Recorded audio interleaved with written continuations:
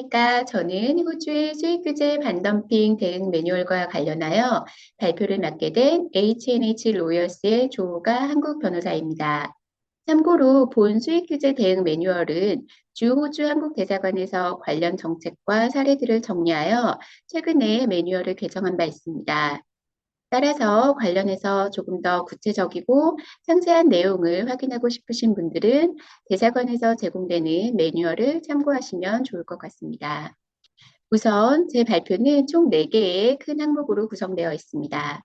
첫 번째, 호주의 반덤핑 수익 규제 제도 개관 및 정책 동향. 두 번째, 호주의 반덤핑 관세 부과 요건 및 조사 절차. 세 번째, 한국 제품에 대한 반덤핑 수입 규제 현황.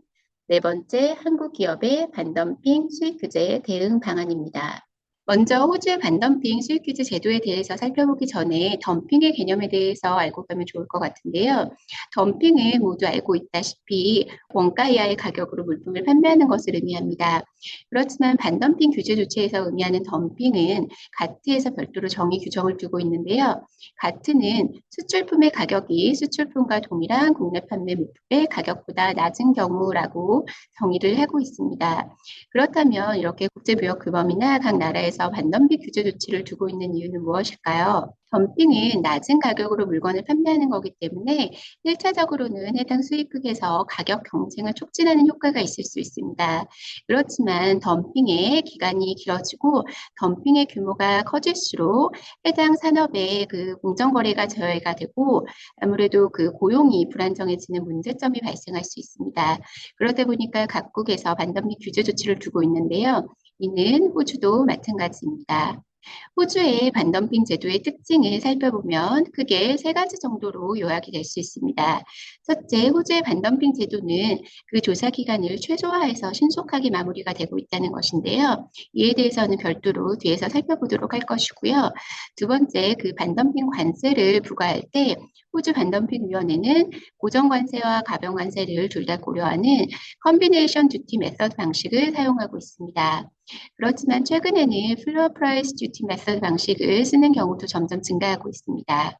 다음으로 그 관세 부과 요건 중에 하나의 개념인 실질적 피해 개념을 확장하고 있다는 것인데요. 이 세 가지에 대해서는 뒤에서 다시 살펴보도록 하겠습니다. 일단 호주의 반덤핑 수익 규제 정책 동향에 대해서 알아보겠습니다.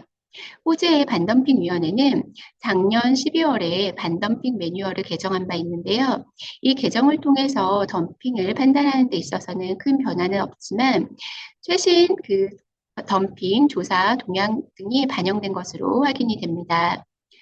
그리고 두 번째로 방금 전에 말씀드렸다시피 플로어 프라이스 듀티 메서드는 최저 관세 부과 방식이라고 알려져 있는데요. 이 방식을 적용하는 경우가 증가하고 있습니다. 이것은 그 비용이 감소할 때 플로어 프라이스를 유지를 해서 해당 호주 산업의 이익을 증가시키는 역할을 하고 있기 때문에 해당 개념에 대해서도 숙지하시면 좋을 것 같습니다. 자료 오른쪽 상단을 보시면 지난달 기준으로 호주 반덤핑위원회가 발표한 각국별 수입 규제 현황입니다. 여기서 보시면 한국은 중국에 이어서 두 번째로 많은 그 수입 규제 조치를 받고 있는 것으로 보여지는데요. 이 표를 바탕으로 할 때 한국의 그 호주 수출에 대비해서 상당히 좀 상대적으로 높은 수입 규제 조치가 시행 중인 걸로 보여지기 때문에 이와 관련된 기업들은 각별하게 대응을 하시고 주의를 하시는 게 좋을 것 같습니다. 다음으로 호주의 반덤핑 관세 부과 요건에 대해서 살펴보겠습니다. 반덤핑 관련된 그 법 규정들은 커스텀스 액트 1901 관세법이나 커스텀스 타리프 안티 덤핑 액트 1975 반덤핑법 등에 의해서 규제가 되고 있는데요. 반덤핑 관세를 부과하기 위한 요건 중에 네 가지 개념에 대해서 살펴보려고 합니다. 첫째, 유사 제품, 둘째, 수출 가격, 셋째, 정상 가격, 넷째, 실질적 피해입니다. 우선 해당 수출품이 호주 산업 내의 유사 제품인지 여부를 먼저 판정을 하게 되고, 그 다음에 그 해당 제품의 수출 가격과 정상 가격을 비교를 해서 수출 가격이 정상 가격보다 낮다면 덤핑으로 판단을 하게 됩니다.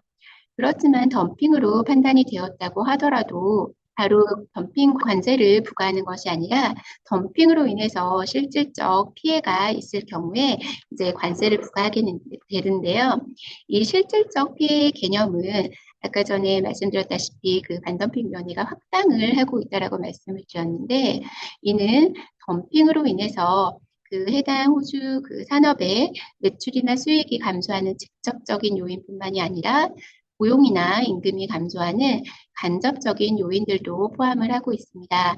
그뿐만이 아니라 또 해당 호주 그 산업의 형성을 실질적으로 저해했는지 그러한 여부도 광범위하게 포함을 하고 있기 때문에 해당 그 개념과 그 예에 대해서도 숙지를 하시면 될 것 같습니다. 다음으로 호주의 반덤핑 조사 절차입니다. 호주는 반덤핑 조사 신청이 접수가 되면 반덤핑위원회가 20일 내에 조사를 개시를 하게 됩니다. 일단 조사 개시 여부를 판단을 하긴 하겠지만 조사 개시를 하기로 결정을 하면 반덤핑위원회는 110일 내에 필수 사실 기술서 Statement of Essential Facts라는 것을 발표를 합니다.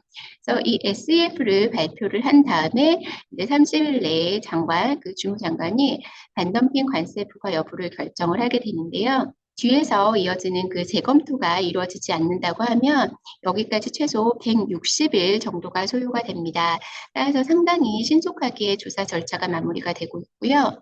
만약에 장관의 반덤핑 그 판정에 대해서 그 이해관계가 있는 이해관계자가 재검토를 신청을 할 수 있습니다.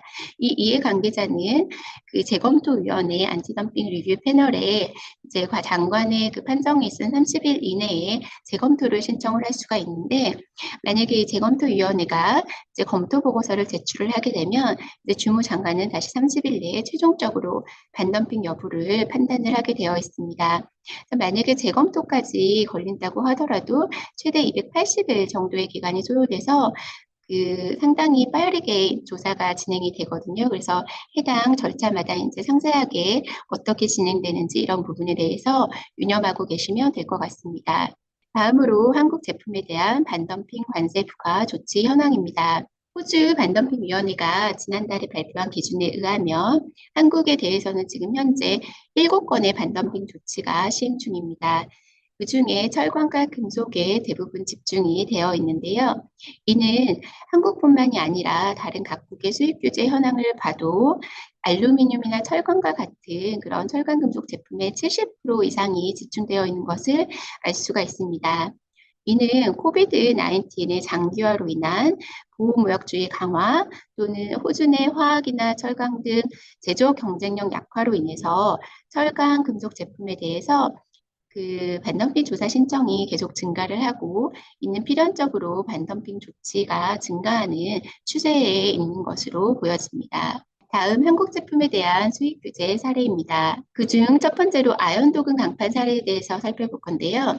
아연 도금 강판 사례는 2012년 8월에 호주의 최대 철강 제조업체인 블루스코프가 한국, 중국, 대만산 제품에 대해서 반덤핑 조사를 신청한 사례입니다. 그 다음에 이듬해에 반덤핑위원회는 반덤핑 관세 부과 결정을 했고 15년도에 면제 신청이 들어가면서 18년도 7월에 면제 결정 그리고 작년에 최종적으로 면제 조치가 완료되었습니다.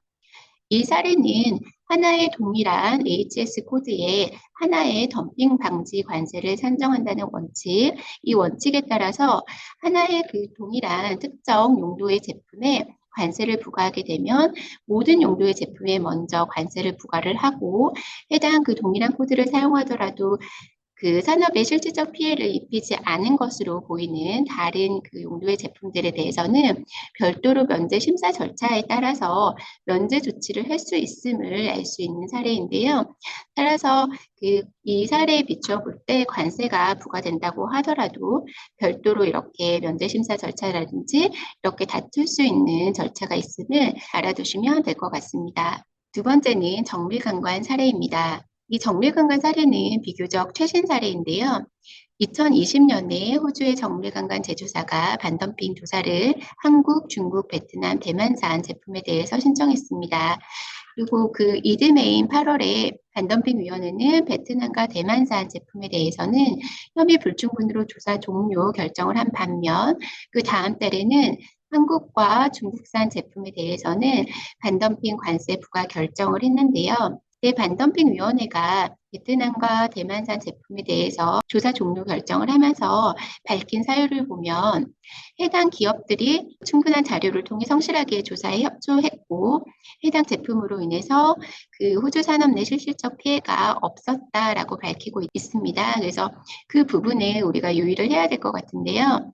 왜냐하면 반덤핑위원회는 그 반덤핑 조사를 할 때 협력적인 수출업체와 비협력적인 수출업체를 분류를 해서 비협력적인 수출업체로 분류가 되면 고율의 관세를 부과하는 경향이 있습니다. 그래서 그 반덤핑 조사가 만약에 시작이 되면 해당 절차별로 잘 숙지를 해서 해당 기업의 대응 방안을 사전에 수립해서 충분하게 이제 그 의견 제시를 해서 이제 반덤핑 관세를 회피할 수 있도록 대응하는 것이 바람직할 것으로 생각됩니다. 다음 마지막으로 한국 기업의 반덤핑 수입 규제 대응 방안입니다. 첫째, 사전 수출 대응 전략을 수립을 해야 될 것인데요. 이는 당연히 가격이나 제품 차별화 전략을 포함하는 것이지만 만약에 너무 낮은 가격으로 제품을 판매하는 전략을 세운다면 이는 결국 덤핑 제소의 결과로 이어질 수 있습니다.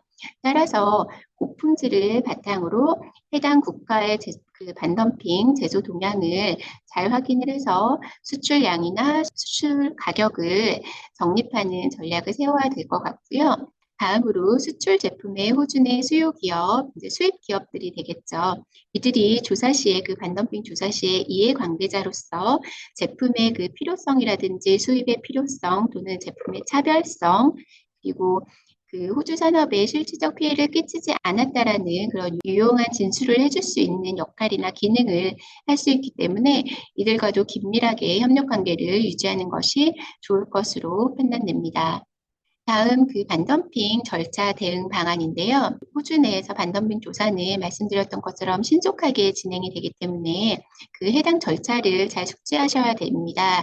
그리고 이 조사가 시작이 되면 수출업체 질의서라는 거를 작성을 하게 되는데 이 내용은 상당히 방대하고 또 내용이 또 상세해서 작성하는 데 시간이 오래 소요가 됩니다. 따라서 해당 자료에 대해서 충분하게 내용을 파악을 하고 신속하게 의견을 제시할 수 있는 것이 매우 바람직한데요. 아까 말씀드린 것처럼 협력적인 수출업체로 분류가 되면 아무래도 고율의 반덤핑 관세를 피할 수 있기 때문에 해당 각 절차에 대해서 충분하게 의사소통을 하고 시의적절한 의견을 제시하는 것이 바람직할 것으로 보여집니다. 그리고 마지막으로 반덤핑은 국가 간 통상 이슈로서 호트라라든지 대사관이라든지 이런 정부 유관기관과도 상시 긴밀하게 소통을 해서 정보를 공유하는 것이 매우 중요합니다. 이상 제 오늘 발표는 여기까지고요. 관련해서 궁금하신 사항이라든지 질문하실 사항이 있으시면 대사관이나 저희 법인을 통해서 질문하여 주시면 감사하겠습니다. 감사합니다.